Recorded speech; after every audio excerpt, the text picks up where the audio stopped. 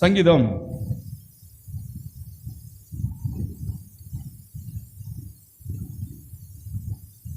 91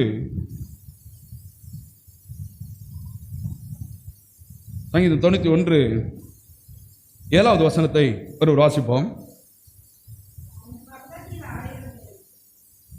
உன் பக்கத்தில் 1000 பேரும் உன் வலது புறத்தில் 10,000 பேரும் விழுந்தாலும் அது உன்னை. எலிசா எதை பார்த்திருக்கிறான்? தேவனுடைய வார்த்தையை பார்த்துட்டான். அது காணக்கூடாதவைகள் இல்லையா? அவன் ஆல்ரெடி பார்த்துட்டான். இந்த வார்த்தை அவனை உருவாக்கிட்டு என்ன, எவ்வளவு பெரிய பிரச்சனை இருந்தாலும் பரவாயில்ல, உள்ளே இருக்கிற ஆவி மனிதன் காணக்கூடாத தேவ வார்த்தையில தொடர்பு இருக்கும் பொழுது வெளியே பார்த்து முடிவெடுக்க மாட்டான். அவன் ஆல்ரெடி பார்த்துட்டான். என் பக்கத்தில் 1000 பேரும் என் வலதுபுறத்தில் 10,000 பேர் விழுந்தாலும் என்னை வீட்டை சுத்தியும் தான் இருக்கு பட.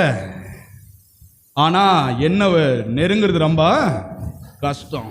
எப்படி சொல்றான்? இந்த கண்ணுல பார்த்திருந்தா பயந்துருப்பான், கட்டாயமாவே அழுந்திருப்பான்.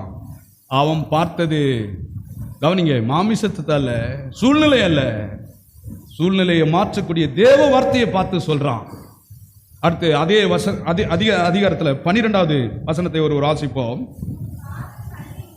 உன் பாதம் கல்லில் இடராதபடிக்கு அவர்கள் உன்னை தங்கள் கைகளில். அப்படியே சுத்தி சூழ நின்றிருந்தாலும் என்னை இவங்க கையில் ஆண்டவர் விடமாட்டாரு. என்னை உள்ளங்கையில் என்ன பண்ணிடுவாரு? ஏந்தி கொண்டே போயிடுவாரு. இது எல்லாருக்கும் வராது. இந்த விசுவாசம் எல்லாருக்கும் இந்த இருதயத்தில் இந்த வார்த்தை வராது. எல்லாரும் இதை பேச முடியாது. பேசலாம். ஏன்? நிறைய பேர் என்ன நினைக்கிறாங்க, ரட்சிப்புன்றது ஏதோ போயிட்டு வந்துட்டோம் அப்படின்றது இல்லை. ரட்சிப்பு என்பது என்ன தெரியுமா?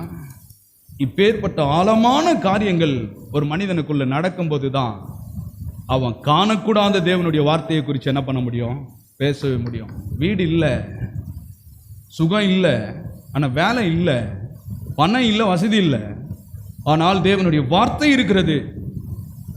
இப்ப நம்ம பார்க்குறோங்களே, இந்த வானம், சூரியன், சந்திரன் இதெல்லாம் கிடையாது. நீங்க யோவான் 1:1 நீங்கள் வாசிப்பீர்கள் என்றால் அதிலே தெரிஞ்சிடும். ஆதியிலே வார்த்தை இருந்தது அப்படின்னு. ஆதியிலே வானம் இருந்ததுன்னு போடல இல்லையா? ஆதியிலே வானம் இருந்தது போடல. ஆதியிலே என்ன இருந்தது? நீங்க இங்க கோயிலுக்கு வரும்போது கவனிங்க, ஆண்டவர் ஃபர்ஸ்ட் உங்களுக்கு அடிப்படை எதுவுமே இல்லாமல் இருக்கலாம். அதனால தான் எதை கொடுக்குறாரு?